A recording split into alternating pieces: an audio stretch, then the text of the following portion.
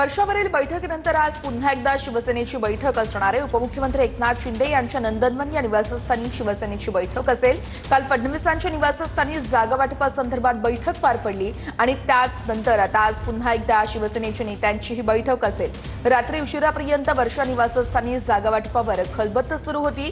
3 तास ही बैठक चालल्याचं कळतंय। आज सकाळी 10 वाजता शिवसेनेची नंदनवन या निवासस्थानी बैठक पार पडेल। या संदर्भात गिरीश गायकवाड आमचे प्रतिनिधी आपल्याला सविस्तर अपडेट्स देत आहेत।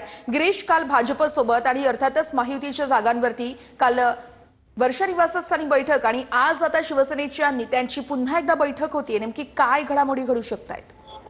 नक्कीच आपण पाहतोय की आज सकाळी 10 वाजता स्वतः राज्याचे उपमुख्यमंत्री एकनाथ शिंदे जे पक्षप्रमुख सुद्धा आहेत शिवसेनेचे, ते स्वतः बैठक घेत आहेत आणि या बैठकीमधून काही तोडगा निघेल असं बोललं जात आहे।